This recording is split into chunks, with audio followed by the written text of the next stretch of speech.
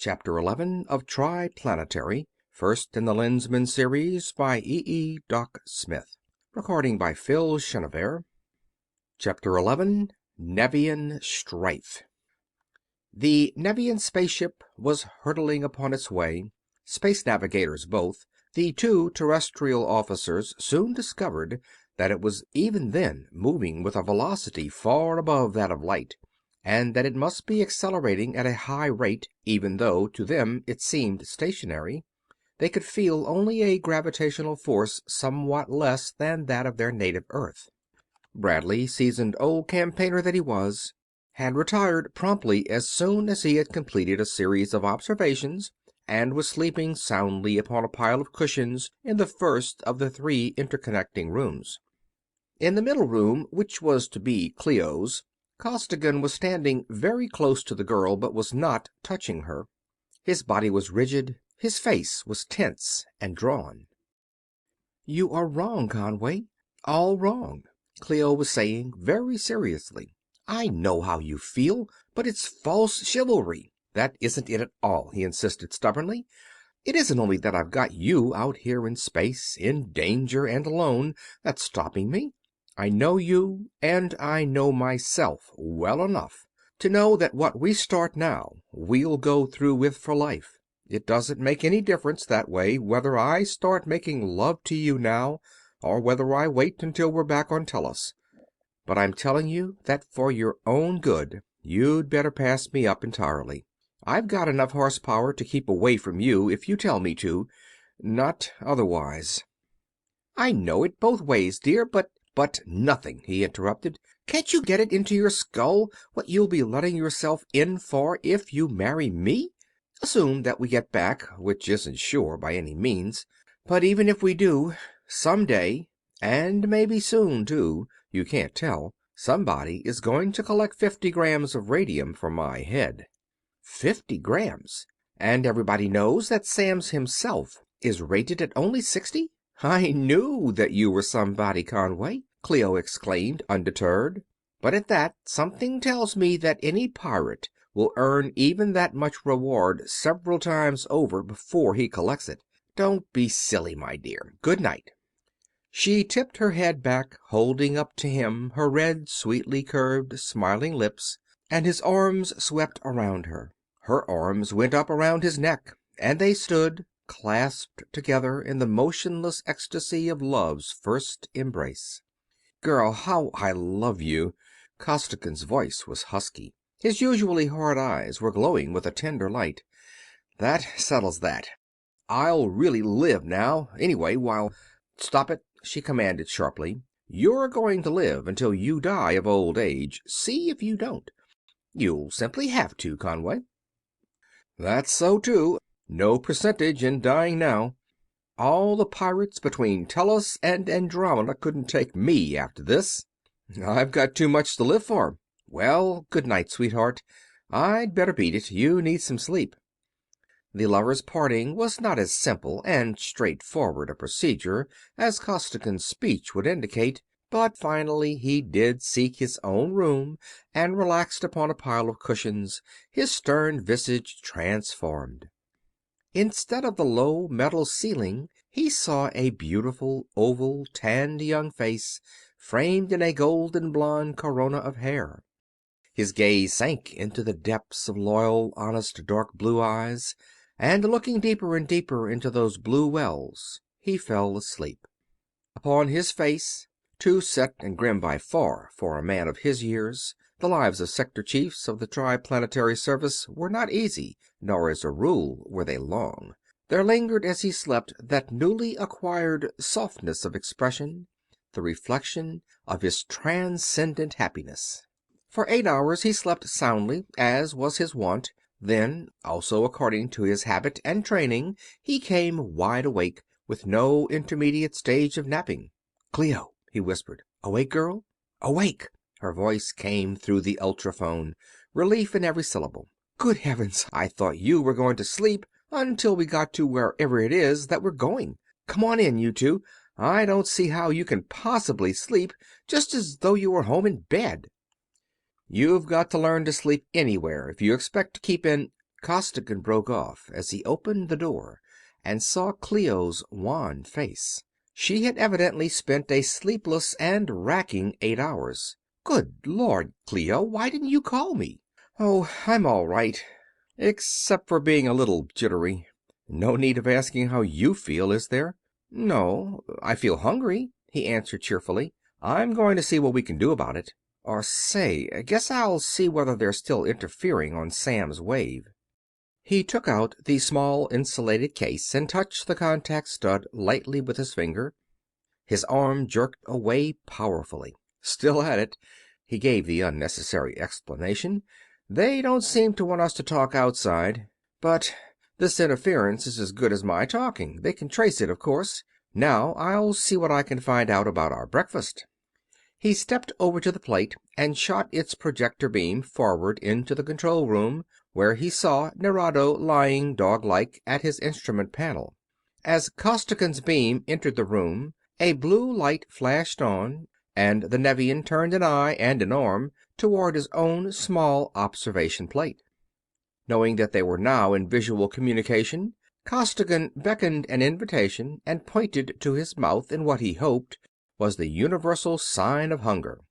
The Nevian waved an arm and fingered controls, and as he did so a wide section of the floor of Clio's room slid aside. The opening thus made revealed a table which rose upon its low pedestal, a table equipped with 3 softly cushioned benches and spread with a glittering array of silver and glassware. Bowls and platters of a dazzlingly white metal, narrow-waisted goblets of sheerest crystal. All were hexagonal, beautifully and intricately carved and etched in apparently conventional marine designs. And the table utensils of this strange race were peculiar indeed. There were tearing forceps of 16 needle-sharp curved teeth, there were flexible spatulas, there were deep and shallow ladles with flexible edges. There were many other peculiarly curved instruments at whose uses the terrestrials could not even guess, all having delicately fashioned handles to fit the long, slender fingers of the Nevians. But if the table and its appointments were surprising to the terrestrials, revealing as they did a degree of culture which none of them had expected to find in a race of beings so monstrous, the food was even more surprising, although in another sense. For the wonderful crystal goblets were filled with a grayish-green slime of a nauseous and overpowering odor. The smaller bowls were full of living sea spiders and other such delicacies, and each large platter contained a fish fully a foot long, raw and whole, garnished tastefully with red, purple, and green strands of seaweed. Clio looked once, then gasped, shutting her eyes and turning away from the table. But Costigan flipped the 3 fish into a platter and set it aside before he turned back to the visiplate. "They'll go good fried," he remarked to Bradley, signaling vigorously to Nerado that the meal was not acceptable and that he wanted to talk to him in person. Finally he made himself clear, the table sank down out of sight, and the Nevian commander cautiously entered the room. At Costigan's insistence, he came up to the visiplate, leaving near the door 3 alert and fully armed guards. The man then shot the beam into the galley of the pirate's lifeboat, suggesting that they should be allowed to live there. For some time the argument of arms and fingers raged, though not exactly fluent conversation. Both sides managed to convey their meanings quite clearly. Nerado would not allow the terrestrials to visit their own ship. He was taking no chances.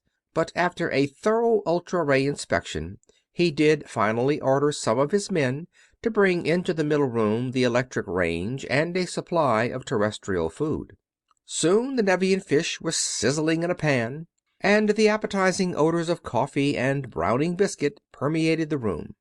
But at the first appearance of those odors, the Nevians departed hastily, content to watch the remainder of the curious and repulsive procedure in their visiray plates. Breakfast over, and everything made tidy and shipshape, Costigan turned to Clio. "Look here, girl, you've got to learn how to sleep. You're all in.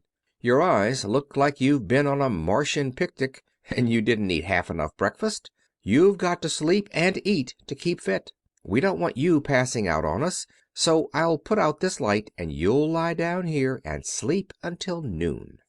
"Oh, no, don't bother. I'll sleep tonight. I'm quite—" "You'll sleep now," he informed her levelly. "I never thought of you being nervous, with Bradley and me on each side of you. We're both right here now, though, and we'll stay here. We'll watch over you like a couple of old hens with one chick between them. Come on, lie down and go bye-bye." Clio laughed at the simile, but lay down obediently. Costigan sat upon the edge of the great divan, holding her hand, and they chatted idly. The silences grew longer. Clio's remarks became fewer, and soon her long-lashed eyelids fell, and her deep, regular breathing showed that she was sound asleep. The man stared at her, his very heart in his eyes. So young, so beautiful, so lovely. And how he did love her! He was not formally religious, but his every thought was a prayer. If he could only get her out of this mess. He wasn't fit to live on the same planet with her, but just give him one chance, God, just one. But Costigan had been laboring for days under a terrific strain, and he had been going very short on sleep, half hypnotized by his own mixed emotions and by his staring at the smooth curves of Clio's cheek. His own eyes closed, and still holding her hand, he sank down into the soft cushions beside her and into oblivion. Thus sleeping hand in hand like two children, Bradley found them, and a tender fatherly expression came over his face as he looked down at them. "Nice little girl, Clio," he mused. "And when they made Costigan, they broke the mold. They'll do. About as fine a couple of kids as old Tellus ever produced. I could do with some more sleep myself."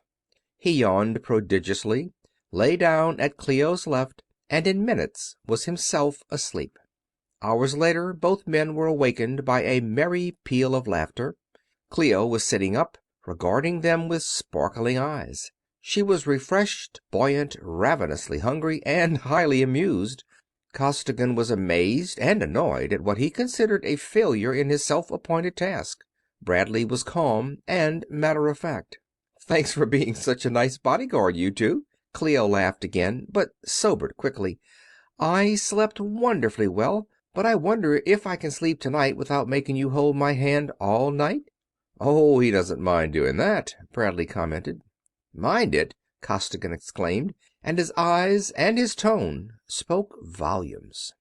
They prepared and ate another meal, one to which Clio did full justice. Rested and refreshed, they had begun to discuss possibilities of escape when Nerado and his 3 armed guards entered the room. The Nevian scientist placed a box upon a table and began to make adjustments upon its panels, eyeing the Terrestrials attentively after each setting. After a time, a staccato burst of articulated speech issued from the box, and Costigan saw a great light. "You've got it! Hold it!" he exclaimed, waving his arms excitedly. "You see, Clio, their voices are pitched either higher or lower than ours, probably higher, and they've built an audio frequency changer. He's nobody's fool, that lizard." Nerado heard Costigan's voice. There was no doubt of that. His long neck looped and twisted in Nevian gratification, and although neither side could understand the other, both knew that intelligent speech and hearing were attributes common to the two races. This fact altered markedly the relations between captors and captives. The Nevians admitted amongst themselves that the strange bipeds might be quite intelligent after all, and the Terrestrials at once became more hopeful. "It isn't so bad if they can talk," Costigan summed up the situation. "We might as well take it easy and make the best of it, particularly since we haven't been able to figure out any possible way of getting away from them. They can talk and hear, and we can learn their language in time. Maybe we can make some sort of deal with them to take us back to our own system, if we can't make a break." The Nevians, being as eager as the Terrestrials to establish communication, Nerado kept the newly devised frequency changer in constant use. There is no need of describing at length the details of that interchange of languages. Suffice it to say that, starting at the very bottom, they learned as babies learned, but with the great advantage over babies of possessing fully developed and capable brains. And while the humans were learning the tongue of Nevia, several of the amphibians and, incidentally, Cleo Marston, were learning TriPlanetarian. The two officers knowing well that it would be much easier for the Nevians to learn the logically built common language of the three planets than to master the senseless intricacies of English.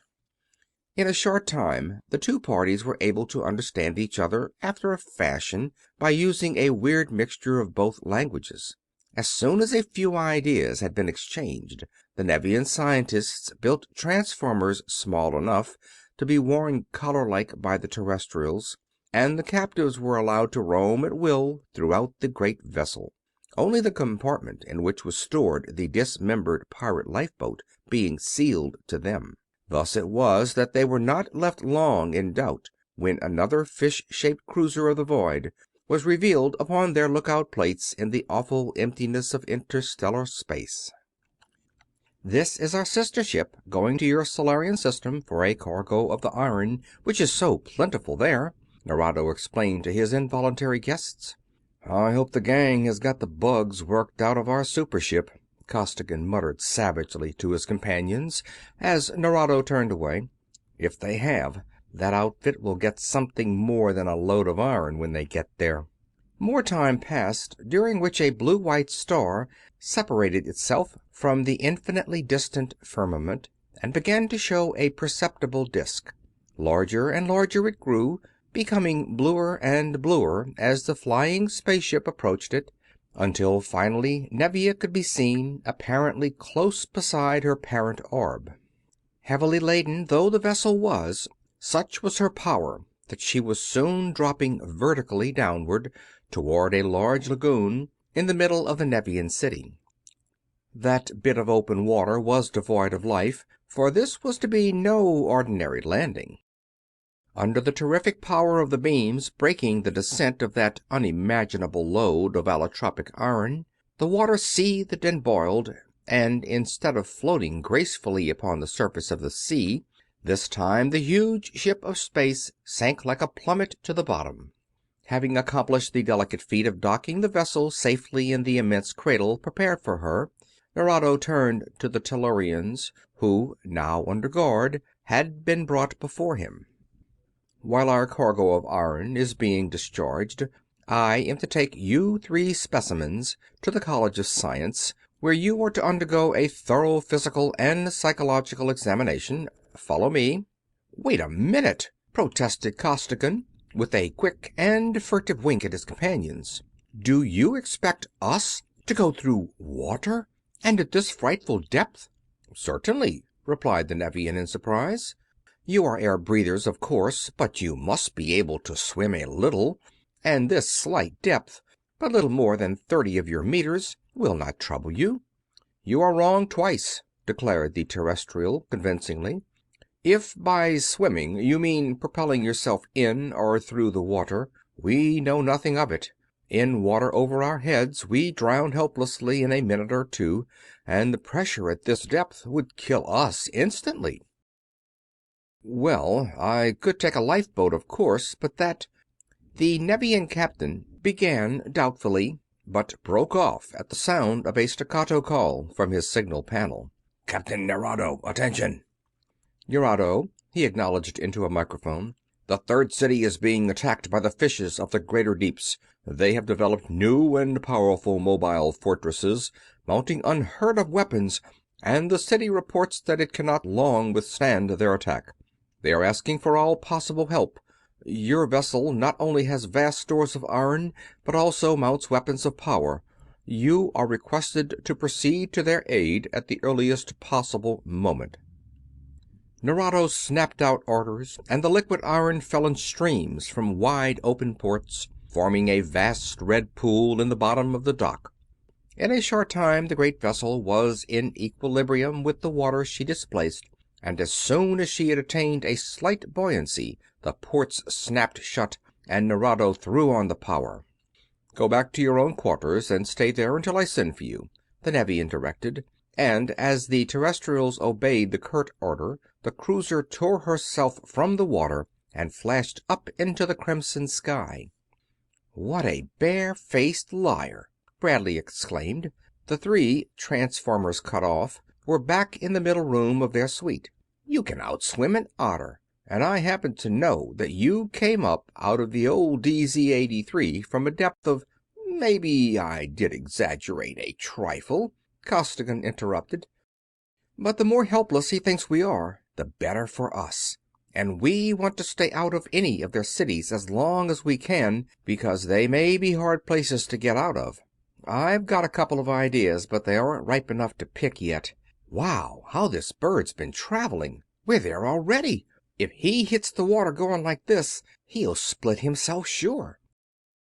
With undiminished velocity, they were flashing downward in a long slant toward the beleaguered third city. And from the flying vessel there was launched toward the city's central lagoon a torpedo. No missile this, but a capsule containing a full ton of allotropic iron, which could be of more use to the Nevian defenders than millions of men. For the third city was sore pressed indeed. Around it was one unbroken ring of boiling, exploding water. Water billowing upward in searing, blinding bursts of superheated steam, or being hurled bodily in all directions in solid masses by the cataclysmic forces being released by the embattled fishes of the greater deeps. Her outer defenses were already down, and even as the Terrestrials stared in amazement, another of the immense hexagonal buildings burst into fragments, its upper structure flying wildly into scrap metal, its lower half subsiding drunkenly below the surface of the boiling sea. The three Earth people seized whatever supports were at hand as the Nevian spaceship struck the water with undiminished speed, but the precaution was needless. Nerado knew thoroughly his vessel, its strengths and its capabilities. There was a mighty splash, but that was all. The artificial gravity was unchanged by the impact. To the passengers the vessel was still motionless and on even keel as, now a submarine, she snapped around like a very fish and attacked the rear of the nearest fortress. For fortresses they were, vast structures of green metal, plowing forward implacably upon immense caterpillar treads. And as they crawled, they destroyed. And Costigan, exploring the strange submarine with his visiray beam, watched and marveled. For the fortresses were full of water, water artificially cooled and aerated, entirely separate from the boiling flood through which they moved. They were manned by fish some 5 feet in length, fish with huge goggling eyes, fish plentifully equipped with long arm-like tentacles, fish poised before control panels or darting about intent upon their various duties. Fish with brains waging war. Nor was their warfare ineffectual. Their heat rays boiled the water for hundreds of yards before them, and their torpedoes were exploding against the Nevian defenses in one appallingly continuous concussion. But most potent of all was a weapon unknown to TriPlanetary warfare. From a fortress there would shoot out, with the speed of a meteor, a long, jointed, telescopic rod tipped with a tiny, brilliantly shining ball. Whenever that glowing tip encountered any obstacle, that obstacle disappeared in an explosion world-racking in its intensity. Then what was left of the rod, dark now, would be retracted into the fortress, only to emerge again in a moment with a tip once more shining and potent. Nerado, apparently as unfamiliar with the peculiar weapon as were the Terrestrials, attacked cautiously, sending out far to the fore his murky, impenetrable screens of red. But the submarine was entirely non-ferrous, and its officers were apparently quite familiar with Nevian beams, which licked at and clung to the green walls in impotent fury. Through the red veil came stabbing ball after ball, and only the most frantic dodging saved the spaceship from destruction in those first few furious seconds. And now the Nevian defenders of the Third City had secured and were employing the vast store of allotropic iron so opportunely delivered by Nerado. From the city there pushed out immense nets of metal, extending from the surface of the ocean to its bottom, nets radiating such terrific forces that the very water itself was beaten back and stood motionless in vertical glassy walls. Torpedoes were futile against that wall of energy. The most fiercely driven rays of the fishes flamed incandescent against it in vain. Even the incredible violence of a concentration of every available force ball against one point could not break through. At that unimaginable explosion, water was hurled for miles. The bed of the ocean was not only exposed, but in it there was blown a crater, at whose dimensions the terrestrials dared not even guess. The crawling fortresses themselves were thrown backward violently, and the very world was rocked to its core by the concussion, but that iron-driven wall held. The massive nets swayed and gave back, and tidal waves hurled their mountainously destructive masses through the Third City, but the mighty barrier remained intact. And Nerado, still attacking two of the powerful tanks with his every weapon, was still dodging those flashing balls charged with the quintessence of destruction. The fishes could not see through the subethereal veil, but all the gunners of the two fortresses were combing it thoroughly with ever-lengthening, ever-thrusting rods in a desperate attempt to wipe out the new and apparently all-powerful Nevian submarine, whose sheer power was slowly but inexorably crushing even their gigantic walls. "Well, I think that right now's the best chance we'll ever have of doing something for ourselves." Costigan turned away from the absorbing scenes pictured upon the visiplate and faced his two companions. "But what can we possibly do?" asked Clio. "Whatever it is, we'll try it!" Bradley exclaimed. "Anything's better than staying here and letting them analyze us. No telling what they'd do to us," Costigan went on. "I know a lot more about things than they think I do. They never did catch me using my spy ray. It's on an awfully narrow beam, you know, and uses almost no power at all. So I've been able to dope out quite a lot of stuff. I can open most of their locks, and I know how to run their small boats. This battle, fantastic as it is deadly stuff, and it isn't one-sided by any means either, so that every one of them, from Nerado down, seems to be on emergency duty. There are no guards watching us or stationed where we want to go. Our way is open. And once out, this battle is giving us our best possible chance to get away from them. There's so much emission out there already that they probably couldn't detect the driving force of the lifeboat, and they'll be too busy to chase us anyway." "Once out, then what?" asked Bradley. "We'll have to decide that before we start, of course. I'd say make a break back for Earth. We know the direction, and we'll have plenty of power." "But, good heavens, Conway, it's so far!" exclaimed Clio. "How about food, water, and air? Would we ever get there?" "You know as much about that as I do." "I think so, but of course anything might happen. This ship is none too big, is considerably slower than the big spaceship, and we're a long ways from home. Another bad thing is the food question. The boat is well stocked according to Nevian ideas, but it's pretty foul stuff for us to eat. However, it's nourishing, and we'll have to eat it, since we can't carry enough of our own supplies to the boat to last long. Even so, we may have to go on short rations, but I think we'll be able to make it. On the other hand, what happens if we stay here?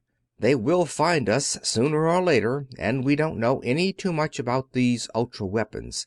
We are land dwellers, and there is little, if any, land on this planet. Then, too, we don't know where to look for what land there may be, and even if we could find it, we know that it is all overrun with amphibians already. There's a lot of things that might be better, but they might be a lot worse, too. How about it? Do we try or do we stay here?" "We try it!" exclaimed Clio and Bradley as one. "All right, I'd better not waste any more time talking. Let's go." Stepping up to the locked and shielded door, he took out a peculiarly built torch and pointed it at the Nevian lock. There was no light, no noise, but the massive portal swung smoothly open. They stepped out, and Costigan relocked and reshielded the entrance. "What?" Clio demanded. "I've been going to school for the last few weeks," Costigan grinned, "and I've picked up quite a few things here and there. Literally as well as figuratively. Snap it up, guys. Our armor is stored with the pieces of the pirate's lifeboat, and I'll feel a lot better when we've got it on and have hold of a few Lewistons."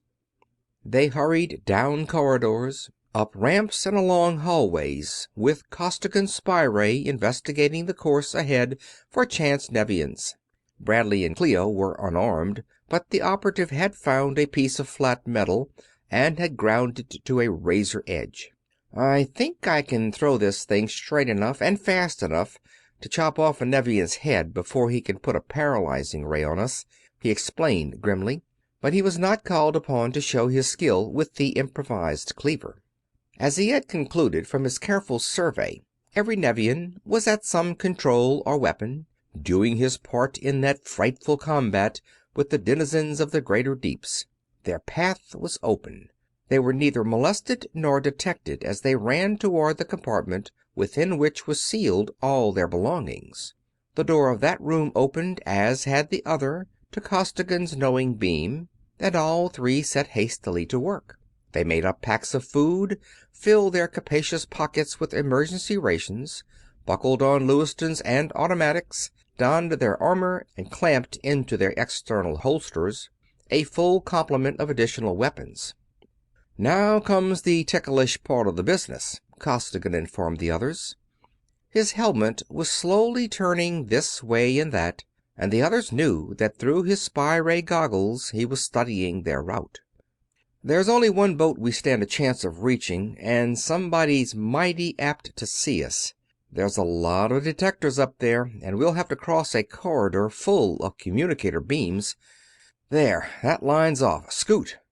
At his word they dashed out into the hall and hurried along for minutes, dodging sharply to right or left as the leader snapped out orders. Finally he stopped. "Here's those beams I told you about. We'll have to roll under 'em. They're less than waist high. Right there's the lowest one. Watch me do it, and when I give the word, one at a time, you do the same. Keep low. Don't let an arm or leg get up into the ray, or they may see us." He threw himself flat, rolled upon the floor a yard or so, and scrambled to his feet. He gazed intently at the blank wall for a space. "Bradley, now!" he snapped, and the captain duplicated his performance. But Clio, unused to the heavy and cumbersome space armor she was wearing, could not roll in it with any degree of success. When Costigan barked his order she tried, but stopped, floundering almost directly below the network of invisible beams. As she struggled, one mailed arm went up, and Costigan saw in his ultra goggles the faint flash as the beam encountered the interfering field. But already he had acted. Crouching low, he struck down the arm, seized it, and dragged the girl out of the zone of visibility. Then, in furious haste, he opened the nearby door, and all three sprang into a tiny compartment. "Shut off all the fields of your suits so that they can't interfere," he hissed into the utter darkness. "Not that I'd mind killing a few of these, but if they start an organized search, we're sunk. But even if they did get a warning by touching your glove, Clio, they probably won't suspect us. Our rooms are still shielded, and the chances are that they're too busy to bother much about us anyway." He was right. A few beams darted here and there, but the Nevians saw nothing amiss and ascribed the interference to the falling into the beam of some chance bit of charged metal. With no further misadventures, the fugitives gained entrance to the Nevian lifeboat, where Costigan's first act was to disconnect one steel boot from his armor of space. With a sigh of relief, he pulled his foot out of it, and from it carefully poured into the small power tank of the craft fully 30 pounds of allotropic iron. "I pinched it off them," he explained in answer to amazed and inquiring looks. "And maybe you don't think it's a relief to get it out of that boot. I couldn't steal a flask to carry it in, so this was the only place I could put it. These lifeboats are equipped with only a couple of grams of iron apiece, you know, and we couldn't get halfway back to Tellus on that, even with smooth going, and we may have to fight. With this much to go on, though, we could go on to Andromeda fighting all the way. Well, we'd better break away." Costigan watched his plate closely, and when the maneuvering of the great vessel brought his exit port as far away as possible from the third city and its warring tanks, he shot the little cruiser out and away. Straight out into the ocean it sped, through the murky red veil, and darted upward toward the surface. The three wanderers sat tense, hardly daring to breathe, staring into the plates. Clio and Bradley pushing at mental levers and stepping down hard upon mental brakes in unconscious efforts to help Costigan dodge the beams and rods of death flashing so appallingly close upon all sides. Out of the water and into the air the darting, dodging lifeboat flashed in safety. But in the air, supposedly free from menace, came disaster. There was a crunching, grating shock, and the vessel was thrown into a dizzy spiral from which Costigan finally leveled it into headlong flight away from the scene of battle. Watching the pyrometers which recorded the temperature of the outer shell, he drove the lifeboat ahead at the highest safe atmospheric speed while Bradley went to inspect the damage. "Pretty bad, but better than I thought," the captain reported. "Outer and inner plates broken away on a seam. We couldn't hold cotton waste, let alone air. Any tools aboard?" "Some, and what we haven't got, we'll make," Costigan declared. "We'll put a lot of distance between us, then we'll fix her up and get away from here." "What are those fish, anyway, Conway?" Clio asked, as the lifeboat tore along. "The Nevians are bad enough, heaven knows, but the very idea of intelligent and educated fish is enough to drive one mad. You know, Nerado mentioned several times the semi-civilized fishes of the greater deeps," he reminded her. "I gather that there are at least 3 intelligent races here. We know 2, the Nevians, who are amphibians, and the fishes of the greater deeps. The fishes of the lesser deeps are also intelligent. As I get it, the Nevian cities were originally built in very shallow water, or perhaps were upon islands. The development of machinery and tools gave them a big edge on the fish, and those living in the shallow seas nearest the islands gradually became tributary nations, if not actually slaves. Those fish not only serve as food, but work in the mines, hatcheries, and plantations, and do all kinds of work for the Nevians. Those so-called lesser deeps were conquered first, of course, and all their races of fish are docile enough now. But the deep sea breeds, who live in water so deep that the Nevians can hardly stand the pressure down there, were more intelligent to start with, and more stubborn besides. But the most valuable metals here are deep down. This planet is very light for its size, you know. So the Nevians kept at it until they conquered some of the deep sea fish, too, and put 'em to work. But those high-pressure boys were nobody's fools. They realized that as time went on, the amphibians would get further and further ahead of them in development, so they let themselves be conquered, learned how to use the Nevians' tools and everything else they could get hold of, developed a lot of new stuff on their own, and now they're out to wipe the amphibians off the map completely before they get too far ahead of them to handle." "And the Nevians are afraid of them, and want to kill them all as fast as they possibly can?" guessed Clio. "That would be the logical thing, of course," commented Bradley. "Got pretty nearly enough distance now, Costigan?" "There isn't enough distance on the planet to suit me," Costigan replied. "We'll need all we can get. A full diameter away from that crew of amphibians is too close for comfort. Their detectors are keen." "Then they can detect us?" Clio asked. "Oh, I wish they hadn't hit us. We'd have been away from here long ago." "So do I," Costigan agreed, feelingly. "But they did. No use squawking. We can rivet and weld those seams, and things could be a lot worse. We are still breathing air." In silence the lifeboat flashed onward, and half of Nevia's mighty globe was traversed before it was brought to a halt. Then, in furious haste, the two officers set to work, again to make their small craft sound and spaceworthy. End of Chapter 11.